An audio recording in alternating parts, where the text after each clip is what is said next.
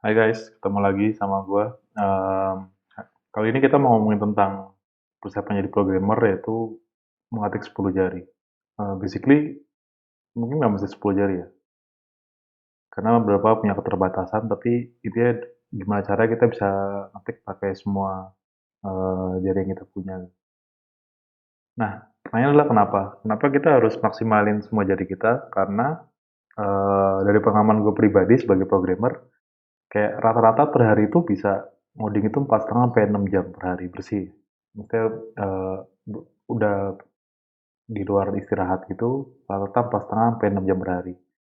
Yang kedua, sebenarnya kalau misalnya kita mau lebih efektif di kerjaan, itu banyak yang komunikasi yang nggak lewat bicara gitu.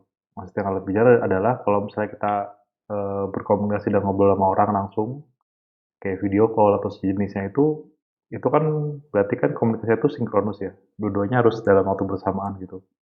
Nah itu sebenarnya kayak cost-nya itu agak mahal gitu.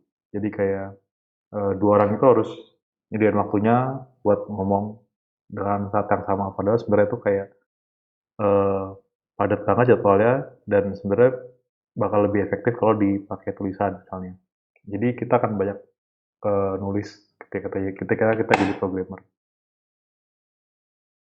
Nah, tadi kan tadi kan kalau dari pengalaman pribadi itu kan kayak 4,5 jam per hari ya biasanya ya, ngodingnya. Nah, dari 4,5 jam per hari itu misalnya aja kita bisa ngetiknya 5% lebih cepat gitu ya. Jadi kayak misalnya dia tadinya kita 50 ppm word per minute gitu, kata per menit, terus jadi kayak bisa lebih tinggi lagi 5% aja. Itu bisa hematnya itu bisa kayak 12 menit per hari gitu.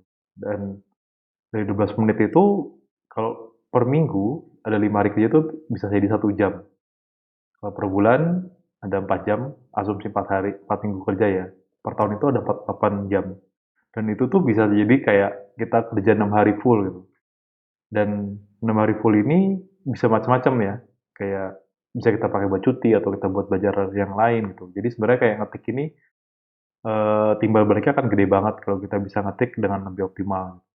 Apalagi kalau misalnya jadi programmer biasanya di luar jam kerja pun kita suka ngotak-ngatik macam-macam ya.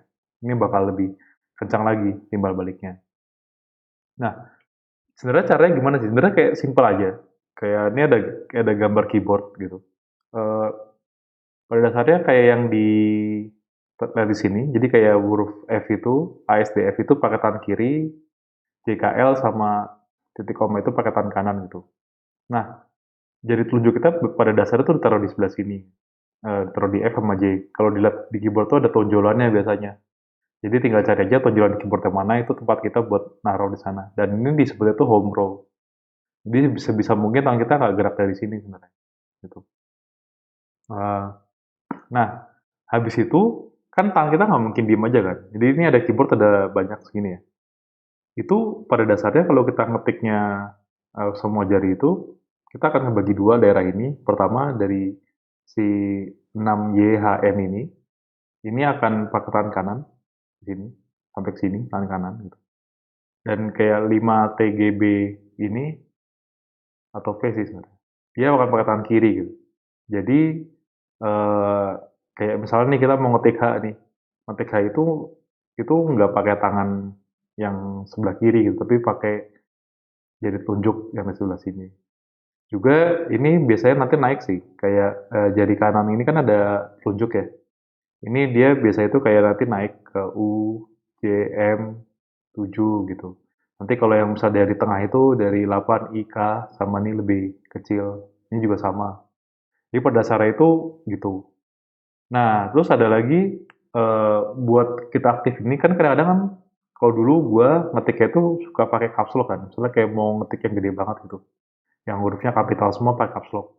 Itu sebenarnya dihindarin sih. Jadi kayak misalnya nih, ngetik caps lock itu kita pakai shift kanan dan shift kiri. Jadi kita usahain shift ini dua-duanya kepake. Bukan kita usahain kayak emang sebisa mungkin kita dua-duanya kepake gitu. Jadi misalnya eh gue mau ngetik huruf A gede gitu, ngetik aja dicat pakai kelingking yang sebelah sini, sebelah kiri gitu. Nanti yang kayak shift-nya itu pakai sebelah kanan. Jadi pakai kelingking kanan gitu. Jadi kalau kita nggak perlu caps lock pada dasarnya.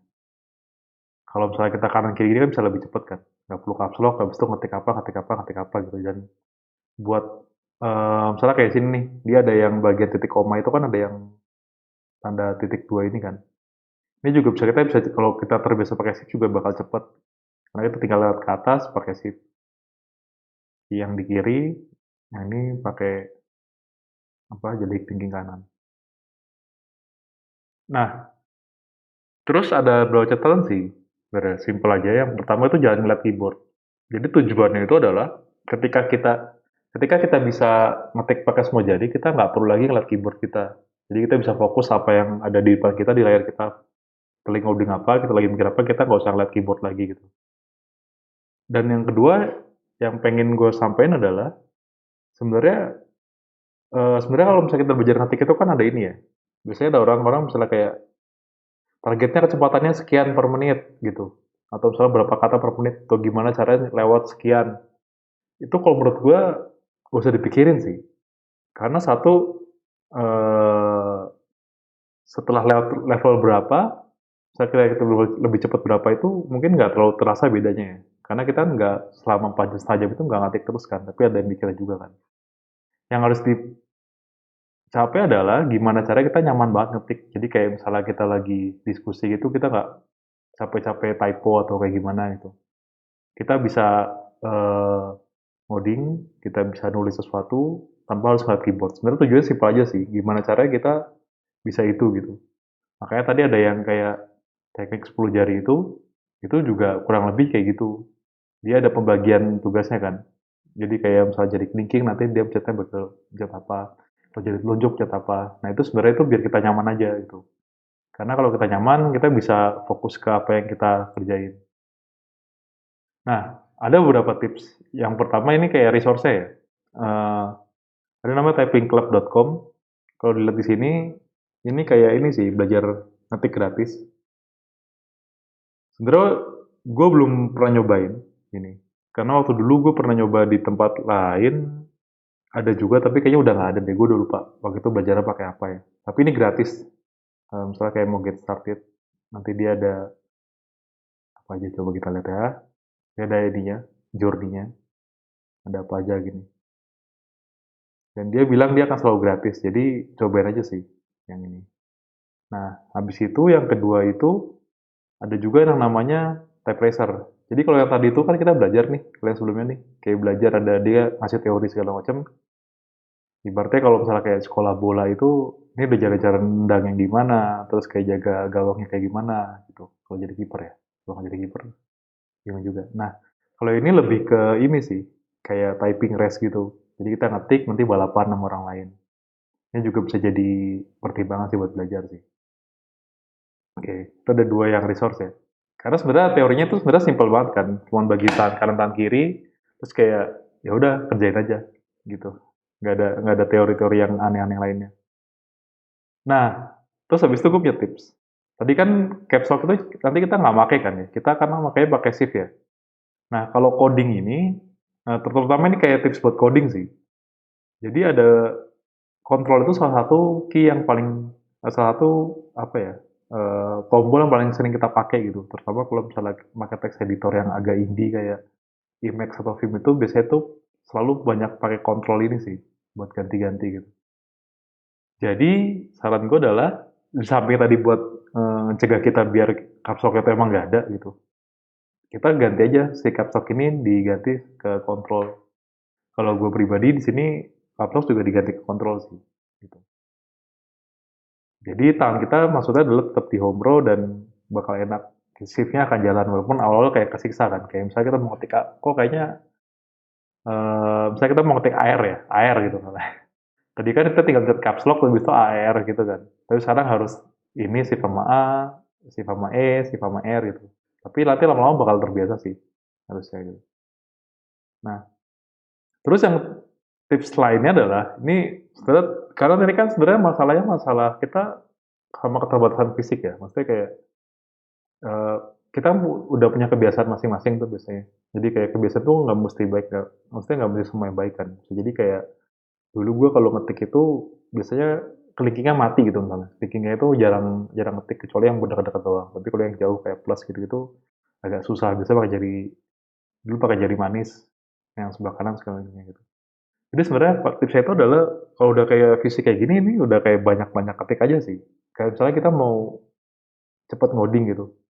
Kita mau cepet ngoding ya berarti kita banyak-banyak ketik codingan. Kita mau cepet kayak nulis puisi gitu, walaupun nulis puisi nggak butuh cepet sih. Kita ya banyak-banyak nulis puisi gitu.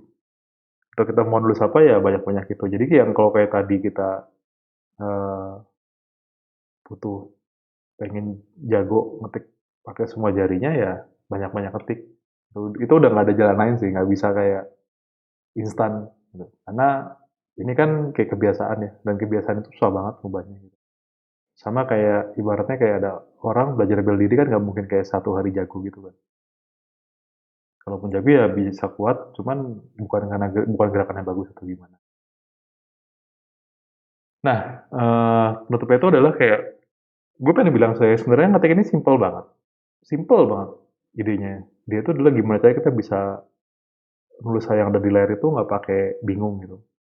Tapi ini bakal jadi salah satu investasi kita yang paling gede gitu. Kenapa? Karena ibaratnya bisa jadi kayak tadi kan bisa hemat 5% aja 12 menit kan per hari kan. Gimana kalau misal penghematan tuh kayak 10%? Gimana kalau misalnya bisa lebih, I don't know, orang kan beda-beda ya. Ada yang emang dia bisa ngetiknya cepet banget gitu. Kalau gue termasuk yang biasa aja sih, lambat enggak, tapi ya cepet banget juga enggak gitu. Itu mungkin ya bisa lebih gede lagi waktu yang diituin, ditabung gitu. Dan ini bakal jadi salah satu paling ini sih, karena kita jadi punya waktu banyak, ngetiknya, kita bisa komunikasi lebih banyak gitu, dan ini bakal jadi salah satu yang timbal baliknya paling gede sih setelah Viva Max. Bahkan kayak misalnya mau pakai editor yang fancy-fancy gitu juga biasanya kita butuh ngetik juga sih. Even kayak film gitu, salah satu yang dia di webnya itu adalah dia bilang kalau misalnya belum bisa touch typing itu yang kayak tadi kita bahas tadi ya, touch typing, mungkin kayak bisa kalau mau nyari-nyariin bisa ini sih kalau bahasa Inggrisnya, touch typing. Nah, mungkin kalau bisa touch typing ini dia bakal jadi, kalau tadi yang film itu jangan belajar film kalau kita belum bisa touch typing sih. Belum bisa ngetik dengan 10 jari gitu. Karena kalau nggak percuma aja, nanti yang ada malah kalau misalnya kita cuma ngetiknya pakai 4 jari gitu yang lambat gitu, soal nggak terbiasa gitu, ya percuma aja nanti tombol yang dipakai juga banyak, juga malah jadi ya cepet juga gitu. Jadi bertahap dulu, belajar touch typing dulu, baru mungkin editor yang lebih fancy kalau emang. Dan ini ada daftar pustakanya yang tadi, gambar tadi. Oke. Oke guys, pendek aja buat sekarang. Thank you udah dengerin. Good luck buat belajarnya.